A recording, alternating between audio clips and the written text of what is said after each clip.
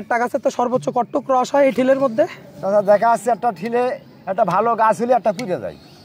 ভালো গাছ, আর ভালো গাছ বলতে এই যে আমাদের এখানে আমাদের তো ওই রাস্তায় আমাদের ওই যে আপনার হচ্ছে খালের খাল পারে তো হাজার হাজার গাছ, রাস্তায় এখানে মোটামুটি যে গাছ দেখা যাচ্ছে, তা আমি যদি বলি এক ঠিলে পুরার মতো গাছ কয়টা আছে এখানে? এই দেখেন একটা আছে, এই একটাই বড় না? এক ঠিলে হবে, এটা এক ঠিলে, একটা বড় আছে, ওটা এক ঠিলে হবে। আচ্ছা, এটা হাফ ঠিলে হবে, বুঝছেন? বুঝতে পারছি। কিন্তু দেখা যাচ্ছে ওইটা হাফটা একটু কম হলো, তার মানে আপনার ঠিলে কম হোক আর বেশি সেটা তো কথা না, কিন্তু আপনার তো গাছে উঠে ঠিলে নামানো লাগতেছে। এই যে এই রসটা যখন ওই গাছে লাগাবো আমি এক কান রস, কত কষ্ট হবে?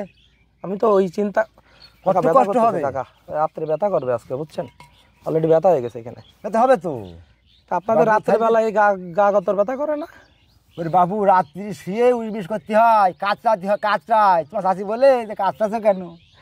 ওই কয় চাষা গাছ কাটে, চাষি পানির মতন দেখে, কিন্তু গাছের মধ্যে যখন গাছ কাটা হয় চাষা, তখন জান থাকে ঠোঁটের পরে।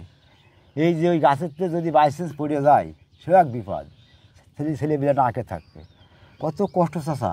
আবার এই সকালবেলা এই ভাড়টা গঞ্জে লাভাতে ধরি, কত কষ্ট, শীতের মধ্যে হাত থাকে তালিয়ে চাষা। তারপরে তো আবার এই যে রসগুলো নিয়ে এসে ভাড়গুলো প্রতিদিন ধোয়া মোছার ব্যাপার আছে, আবার ওই যে ভাড় পোড়া দেন না? পোড়া দিই, আর ভাড় পোড়া দিলে তো আবার গুড়ের সেন্ট, রসটা ভালো থাকে। ভাড় পোড়া দেওয়া হলে গুড়টা খুব সেন্ট করে, রসটা সেন্ট করে, মানে রস মনে হয় এক গ্লাস খায়, বুঝেছেন? এই জন্যই ভাড়টা পোড়া দেওয়া। আর এই রস আর পোড়ানি আর ঘোলা হয়, সাতলা মাতলা পুরো ঘোলা হয়ে যায়, গন্ধ করে। যদি ভাড় পোড়া না দেয় রস ঘোলা হয়, গন্ধ করে, তখন ওই গুড় ভালো হবে না, তো রস ভালো না, ভালো হবে না। এই জন্য আমরা ভাড় দেখছেন না, এই ভাড়গুলো অতিরিক্ত পরিষ্কার করে আমরা কীভাবে করি, সকালবেলা রস যখন এই মাটিতে ঢেলে নিয়ে যায়, মাটিতে পেরিয়ে নিয়ে যে পানি দিয়ে এই ভাড়গুলো পরিষ্কার করতে হয়, ধুয়ে উপর দিতে হয়, ধুয়ে উপর দিয়ে ভাড় শুকিয়ে যায়। এইবারে এই ভাড়গুলো আমরা দুপুরবেলা যখন মাঠে নিয়ে আসি, ওগুলো পোড়া দিয়ে নিয়ে আসি, ফের পোড়া দিয়ে ওইগুলো ফের গাছে বাঁধা হয়, বুঝেছেন?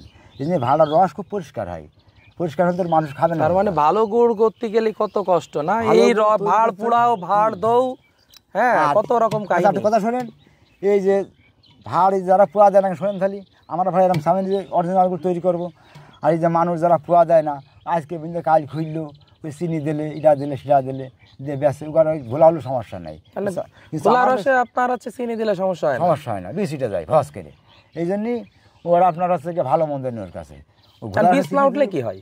বীজ না উঠলে ঝোল গুড় হয়, মানে দানা গুড় বীজ উঠে, দানা গুড়, আর যে গুড়টা ভালো ওটাই বীজ ওঠে, ওটাই বীজ। তার মানে দানা গুড় হইতে গেলে ভালো গুড় লাগবে, যদি ভেজাল ছাড়া গুড় হইতে হয়, মানে ভালো গুড় হচ্ছে বানাইতে গেলে ভালো রস লাগবে, আর যদি ভেজাল রস দিয়ে বা হচ্ছে ভালো রস না হয়, সেক্ষেত্রে ভেজাল গুড় তৈরি করা যায়। কিন্তু দানা ওঠার জন্য ওই দানা ওঠানোর জন্য আপনার ওই চিনি দিতে হবে, চুন দিতে হবে, কিন্তু ভালো রস হলে তার আপনার এইসব কাহিনী করা লাগে না, অথেন্টিক ভাবে বানানো যায়।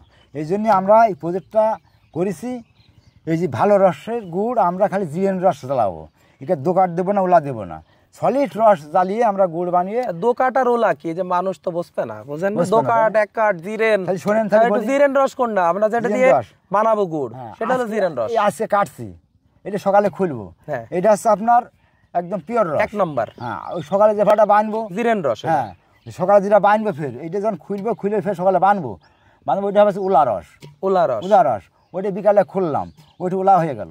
এবার ওইটা ফের বানলাম, ওই রস মনে গরুর খাই, কেউ জ্বালাই। আচ্ছা, ওই রস আবার জ্বালাই গুড় বানাই। হ্যাঁ, ওই যখন ওইটা এবার হচ্ছে আপনার হচ্ছে বানবো, ওইটা দোকাট হবে সকালবেলার রস, দোকাট, জি দোকাট, ওইটা সকালবেলা খুলে দোকাট হয়ে যাবে। ওইটা দেখা যাচ্ছে যদি ফর্সা হয় রসটা, দোকাট রস শীত পড়লে অনেক ভালো হয়, আর যদি শীত কম পড়ে তাহলে ঘোলা হয়ে যায়, তখন আবার ওই সেই ভেজাল, হয়ে যায়, বুঝেছেন? এই জন্যই মানে দোকাট রসটা জিরেনে আমরা দিতে চাচ্ছি না, আমরা সলিড জ্বালাবো, আমরা জিরেন রস দিয়ে বানাবো, যেটাই 1 নম্বর গুড় হবে, 1 নম্বর গুড়, ইনশাল্লাহ 1 নম্বর গুড় হবে, সারা বাংলাদেশের লোক খাওয়াতে পারবো।